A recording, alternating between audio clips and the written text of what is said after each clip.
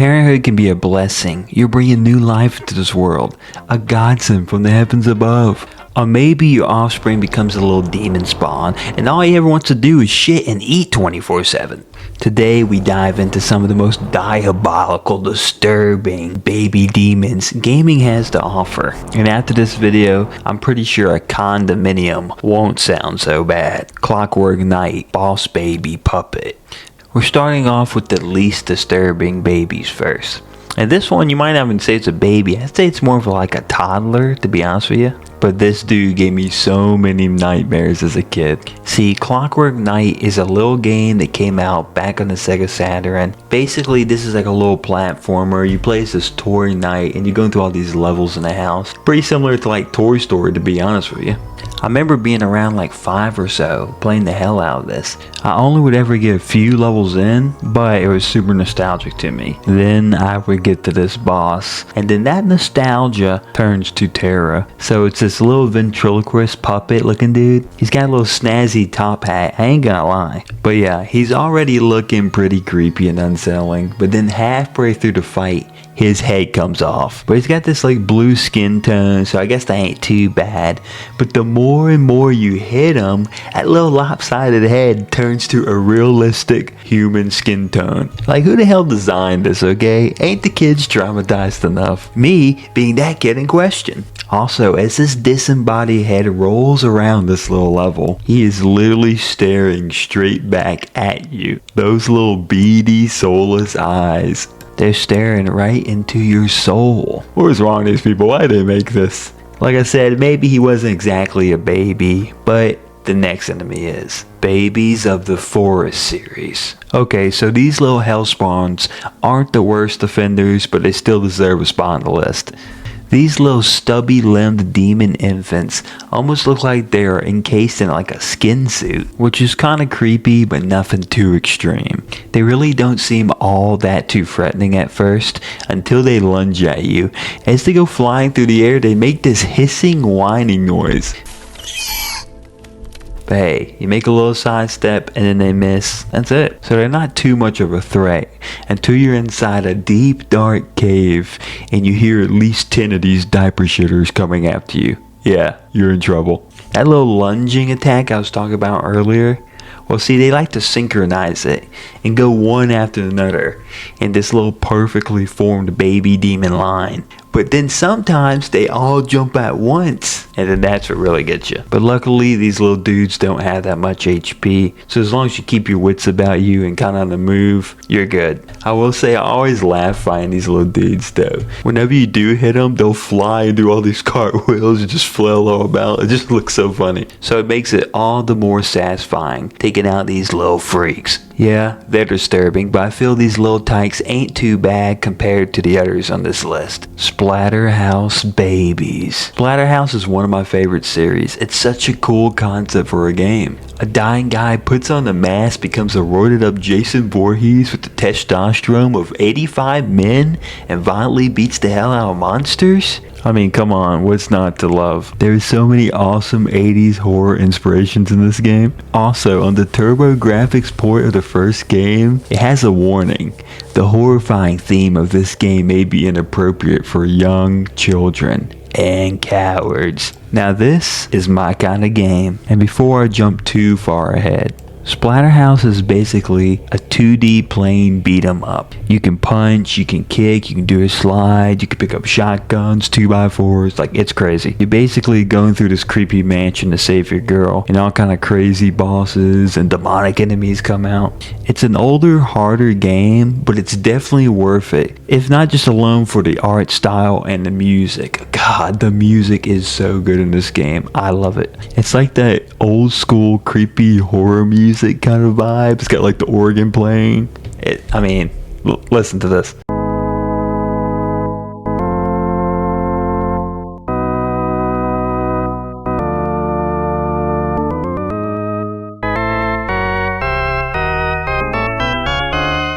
Anyway, there's a lot of horrific monsters and demons in the game, but today we're going to talk about the babies. And actually, it's a 2-for-1 special. These enemies take place in Splatterhouse 1 and also Splatterhouse 2. Okay, in Splatterhouse 1, it's the second to last level, and you're in this long hallway. It seems like to be filled with some kind of flesh-like substance. But then, as you push forward through the level, you start to see these bubbles sprouting up. But of course, they're not bubbles. They're human-like fetuses. This is so fucked up. But basically, they float up in the air and you gotta punch them before they hit the ground, because if you don't, they become free. Then they'll lunge and jump on you and try to attack you. And then when they do jump on you, they'll be stuck on your back for a little bit as well. This whole part is so disturbing, but them jumping on your back, that makes it even more disturbing. It's like they're stuck on you and the little animation they're doing. But this is only if you let the bubble hit the ground and they get set free. If you do punch the bubble before it hits the ground, you get this nauseating pop noise, like a balloon popping, and that's just as disturbing. You're basically damned if you do, damned if you don't. Of course, it's better to pop them because you won't be taking any damage. Regardless, it's better not to think about what's going on in this level, because the more you think about it, the more disturbing it truly gets. Such an unsettling part of this game. Who the hell comes up with this stuff, dude? Like, what the? If your job was to creep me out, you've definitely done that. What is really crazy is this game was released at a time where there wasn't that many horror games, and there definitely wasn't a lot of gory games. I mean, hell, the first Mortal Kombat wouldn't come out for at least a few years after this. Okay, for part 2 of the two-parter, we head into the next game, Splatterhouse 2. So you head to the end of the 3rd level, and you go into this like broken down looking shed, and as soon as you get in there, hanging from the rafters is this disgusting little baby. And as a kid I said, that's a rope he's hanging from. That alone would already be fucked up, but no, it's not that. It's an umbilical cord. As bad as this already is, let's just take a second and look at this little baby creature. It's putrid. It looks like a skinless pile of flesh. He's got these puffy little eyes, like he's got pink eye or something, and he's got that ugly little gaping mouth, and he pukes some green slime at you. But it's probably some kind of acid. Come on, it's like the rules of horror. If something's puking up something green, you know it's gonna be acid. I don't know why, I don't make the rule book, but that's just how it goes. And it gets worse because it's not just one of them, it's 4 of them. Such a disgusting little creature. Just get off the screen, okay? Holy God, what are you showing me? His head. Come on! The sad part is we're not even done. One by one you'll take out these babies and they'll fall off the umbilical cord and melt into a green pile of goo. Then this like flesh demon baby face comes out. But luckily there's a chainsaw on the floor right next to you. So you hack it up with the chainsaw and then blood splatters and explodes all over the screen. Then more blood drips down as it slowly covers the entire screen. Wow, they definitely didn't hold anything back. This is why I truly love this game. They really stuck to the vision that they had for it. Splatterhouse games aren't the greatest games of all time, but that horror atmosphere that they bring to the game is so good. If you're a horror fan and a retro game fan, you definitely love it, so give these games a shot. But seriously, how the fuck did they get away with all this back then? I don't know, but damn it, I love it. And if you're loving this vid and you want to see more disturbing lists or disturbing game essays, hit like and subscribe because it really does help me out and it helps push the videos. Thanks so much. I appreciate y'all. Now on to the next reason why I never want to have kids. Embryo from Fear and Hunger. Of course, no ALightNDarkness disturbing game list is complete without a mention of my beloved Fear and Hunger. And if you're a Fear and Hunger fan, I'm working on a big Fear and Hunger video. I think y'all Fungrians are gonna enjoy it. Okay, I mean almost every enemy is disturbing in this masterpiece, but today we talk about the Embryo, a very vile, ugly baby. If you're new around here, Fear and Hunger is a turn-based survival horror RPG that doesn't hold anything back and shows you the true meaning of pain. It would take me forever to explain the whole game, but just know scary monsters that can kill you in a second in a dark, depraved dungeon. Anyway, as you progress through the game, you'll find this enemy that looks like a robot mannequin thing. This thing is called the uterus. I mean, of course it is. I mean, why wouldn't it be? Anyway, if you look in the abdomen, you see something in there. You'll be finding it in all a second. Boom, he's out. He's free. This little dude took the equivalent of a fall from a 2-story building. To be honest with you, that's probably why his face looks like that. It's just funny. As soon as these little evil babies come out, they are ready to go after you. Coming out the womb with a knife already in hand is insane. Luckily, you got a few turns before they can actually attack you. Luckily, he ain't too tough of an enemy though. For a second, you just gotta think about what happened. This baby was born, came out the womb with a knife, and it's just headed straight for you instantly. They say no one is born evil, but I don't know, dude. Thinking you're born evil. I don't know what the hell it is about these things, but they creep me out so much. Maybe it's the fact that they were just born right in front of me, or maybe the little knife in hand kind of gives me a little Chucky vibes. I think the number one thing is that ugly little face. Something about it. It's like kind of funny, but it's kind of like, ugh, what the hell is this? Then of course another enemy you're supposed to kill making little baby noises. Quit with the baby noises, okay? That's enough. I'd rather hear this baby noise any day instead of this noise.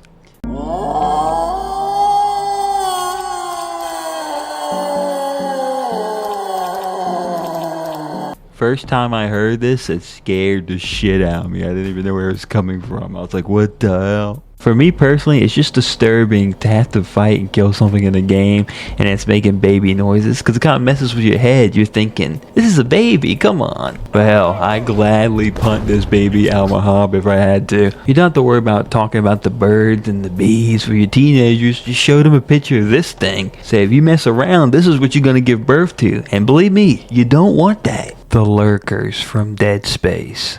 If you know anything about survival horror, you're definitely going to know about DeadSpace. I mean, what a great series. I mean, I don't think we're ever going to get another one, but Isaac has got some bad luck. If it's not bad enough already, he's stuck on this abandoned ship with these abominations known as the necromorphs. But now he's got to babysit these things. Technically, they're necromorphs as well, but they're a baby version of them, so that just makes them 10 times worse. These little dudes ain't too different from the babies from the forest. I mean, hey, they could be stepbrothers. But once you figure out what these little dudes can do, you're gonna wish it was the babies from the forest. These little dudes are quick, agile, they can climb on the walls, then they got these 3 little tentacles come out, and they can shoot spikes at you. Luckily, like a lot of other baby enemies on this list, they're just really kind of a nuisance. If you flip the plasma cutter where it's horizontal, they're not too hard to fight. Don't get me wrong though, they can fuck you up. When you're in a room and you try to focus on the normal necromorphs, you're trying to aim, hit all their limbs off, and then this little baby's on the roof shooting spikes at you, it becomes annoying so fast. So these little dudes can get aggravating. Thank God for the great and mighty Isaac Stomp though. Like, why is the stomp so satisfying? I mean, is it so bad saying I love stomping on demonic little space creatures that resemble babies? I don't think it is. I think I'm being a little too harsh on these little guys though, because I remember it being fun as hell to play as these little dudes at the Dead Space 2 multiplayer. If anyone remembers that, I mean, that's a deep cut right there. You could just keep jumping around these people's heads and keep slapping them in the head with his little hands. That was the funniest shit. Come on y'all, remake Dead Space 2 and bring back the multiplayer. Whether you loved playing as them or hated going against them, you know these dudes deserve a little spot on the list. Hey, but whatever you do, just don't tell Mom. Trust me, it's better this way. Now time for the last disturbing baby.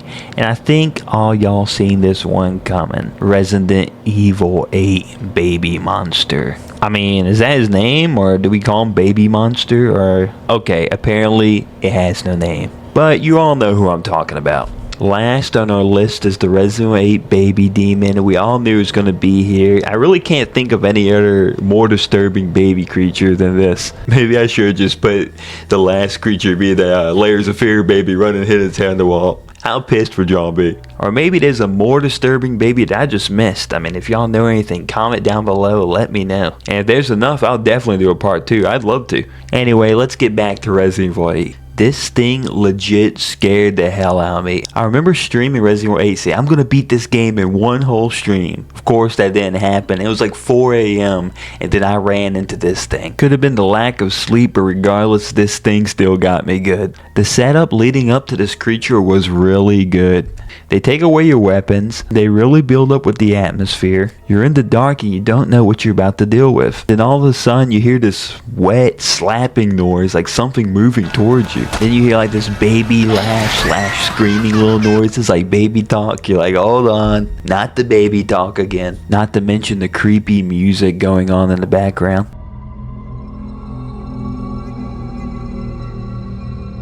Sound cues and creepy music, like audio, is so important for horror. There's so many times where I'm just freaked out. I haven't even seen anything yet. I'm just hearing music, noises, a little twig snap. You're like, what's going on here? Like I said in my disturbing music video I made, that one Doom song, they have these parts of the song where it's like a monster making these little noises. So you think an enemy is like right next to you, but really, he might not be. It's just part of the music. It's like the one thing I always say when it comes to art. It's all about the illusion. It's about making someone feel something. And if you're kind of tricking them to get to that point, that's okay. Sometimes that makes it even better. And that works so well in horror. Anyway, when you finally get a glimpse of this baby, you're like, oh my god, what is that? Reminds me of this enemy in the Splatterhouse game, like we were talking about earlier. Kind of like this melted kind of flesh head thing. I'll throw it up on the screen right now. It's like this amalgamation of flesh, but you can kind of tell that it's a baby's head. Then the thing's mouth is so weird and creepy looking, and how it like shakes whenever it yells and screams. I'm like, oh my god, okay, that's enough. What really got me in this whole set piece was I tried to hide under a bed, and then he like yanked me out, and that scared the hell out of me. I started hearing dad, dad. I said, what is going on here? And then this thing starts eating you, grabs you by the legs and slowly pulls you into its mouth. It's also in the first person point of view, so it makes it like 20 times more disturbing than if you were seeing it like in third person. So you really feel like you're getting swallowed alive. Then as if it ain't worse enough, as he swallows you, he says, yummy. Haven't you done enough damage to my psyche already? I'm an undead dude in hundreds-year-old cursed bone armor. I am not yummy. I mean, bone broth is pretty yummy, so maybe he's right. But wow, what a traumatizing event. Sadly, everyone talks about this one, but it's done so well. I mean, it's understandable. And I gotta give the credit to Capcom, because Resident Evil 7 and Resident Evil 8, they each had like a part or so that really scared me and kind of got me. And Resident Evil never really scared me. Maybe when I was like 5 years old playing Resident Evil 2 for the first time. But other than that, it would never really scare me, so good job, Capcom. I really feel that Resident Evil in general is just a lot more scary in the first person view, because really in the past, like I said, unless I was a little kid, it really didn't scare me. Just glad to be a horror veteran like I am and still have a chance to get scared. And that's all I got for you today as far as disturbing babies go. I've come to realize that there is a lot of disturbing babies in horror games, so maybe a part 2 may happen. We'll see. I'm sure there's tons of babies in horror games, or even if it's not a horror game, just a disturbing baby that I missed. I mean, if you know any, like I said, tell me down below, give me a comment, let me know. We get enough, we'll do another one. Because this is a topic I haven't seen anyone really talk about, but it's just like, it's almost like a trope in horror. That there's these disturbing babies, just always say, wee, little baby crying in the background, you're saying, what the fuck is that? Well, maybe you're not saying exactly that, but you get the picture. I think there's just something so off-putting about a baby being like an enemy in like a horror game. Like, babies are supposed to be innocent. You know, kids are innocent until they're not. Until they're just some face-hugging monster trying to unalive. Yeah, sorry, I had to censor myself a little bit. Been going a little too wild. But yeah, that's all I got for y'all today. Alright. I said this was the last baby, but I decided to give you a little extra. I mean, it's been taking me months to make the video, so gotta make it worth it. Gotta make it worth the wait, right? Silent Hill 4 Twin Victim. Silent Hill 4 is one of those games I gotta try to beat again. I kind of got stuck at the end. Long story short, I didn't get to finish it. These ghosts beat the hell out of me. I mean, I was scared. I was unprepared. Anyway, that's a story for another time. Regardless, I really did enjoy my time with Silent Hill 4. You know, it's your average Silent Hill survival horror gameplay, you know, nothing too different. But there's these apartment sections that were really cool. Just gave me these creepy vibes to be stuck in this apartment, like you can't make it out. And then they had the hauntings that happened later, and that was really cool. I really liked that they tried something new with Silent Hill. But anyway, there's a lot of disturbing stuff in this game. I mean, hell, it's the same with any Silent Hill game.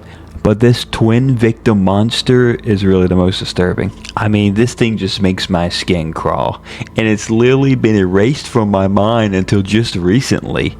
I kind of saw like a little video just on the feed and I was like, oh my god, I forgot about this thing. I really don't know how, because this thing, it's unforgettable. So yeah, this monster is basically 2 baby heads in a cloth-like robe with long, creepy-ass arms. And it also walks on these arms to get around as well. This is a grotesque abomination of flesh and bone. Well, and baby too. This thing just points at you and says, receiver. I mean, I don't know, my dude doesn't look like he's into football, but, I mean, whatever. He can slap you around a bit with his long arms, and that ain't too bad, but what I really think is scary is when he runs at you. Like, he's just so creepy looking. He's running on top of his arms real fast after you. Then he'll also do his little head forward dive. I gotta admit, that dive looks pretty funny though. But man, that run is so disturbing. It's like if a demonic Lanky Kong was chasing you down. Another thing is this dude is like 7 feet tall. I mean, he might as well be the giant baby from Zombies Ate My Neighbors at this point. It's just so crazy that something that's 7 feet tall also has that long of a wingspan. I mean, look at that long arm of the law right there. I just feel like this thing would be scary without the baby heads. Like if it just had a generic monster head. But now you got 2 crying looking baby heads that just makes it worse. What's the deal with these people and babies, dude? Is every horror monster designer afraid of commitment? Hell, I was so lazy I could barely commit to making this video. So you know what? I don't blame them. But hey, the good thing about these dudes, once again, they're not too aggressive. Luckily for a lot of baby enemies on this list, they're not too crazy. They're not too aggressive. There's a few that are, ain't gonna lie to you, but most of them ain't too bad. Even so though, just looking at them, that's more than enough. That's all I need, dude. I think another thing that really ups the disturbing factor is the first appearance of how these guys are showing off to you. The way the camera is facing, you just keep going around and around in this circular room. And then all of a sudden, before you know it, bam, these dudes are right in your face. It's a shock to the system because you really don't know what you're looking at for a second. And oh, what is this? Moments like this really make me miss those fixed camera angles. I know a lot of people want to say it's archaic or it's janky, but there's so many times in the OG Silent Hills and Resident Evils, you barely see something in the corner of the screen. Maybe just like an arm or something. And you get a little closer, and by the time you get close enough, it's right in your face. You're like, oh, what was that? I didn't know that. Or just Mr. X breaking through a wall or something. It was great. But back to the twin victims. These are really one of the most disturbing enemies, I think, period. Not even just like in the line of babies, but just disturbing enemies in any horror game. I think Silent Hill is the best when it comes to making some grotesque, abomination looking enemies that you don't want to look at. Peak monster design, if I do say so myself. But wait, we're not out the baby's playpen just yet. Did you think I just mentioned the hauntings in the apartment for just a little extra length in the video? Just a little extra fluff?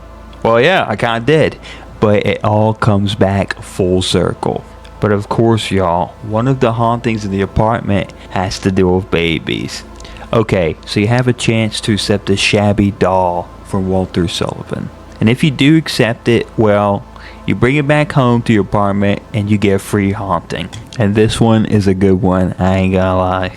So basically, you make it back to your apartment. And then you hear all this little baby talk and whining going on.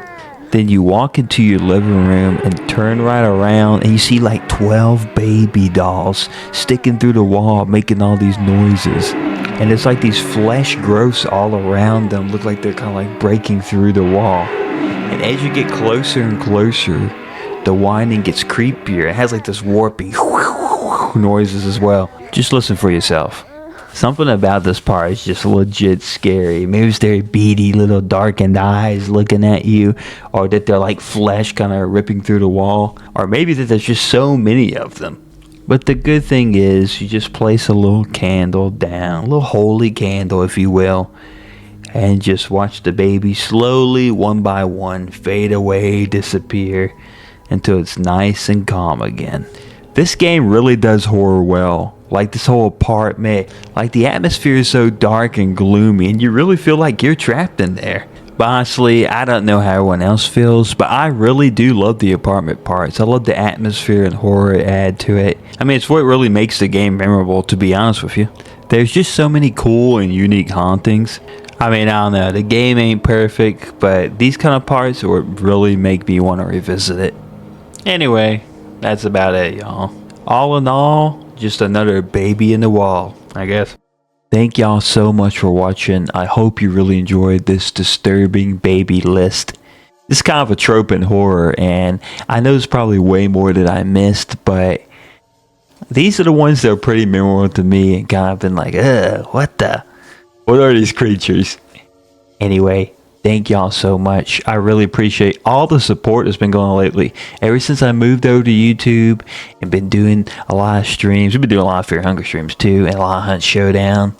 I've seen so much support. I've met so many awesome people, so I really appreciate y'all. You know, I'm getting better at the long form content. I gotta get better at editing and stuff like that. It's a slow kind of burn. I'll kind of get there eventually. But I just want to say thanks again, everybody. I appreciate y'all. I'll have to figure out what's next, and hopefully it'll be a lot more quicker since I kind of got my groove. You know what I'm saying? When it comes to making these kind of videos. Anyway, thank y'all. Appreciate y'all. And maybe next time, leave a light on. Alright, see ya.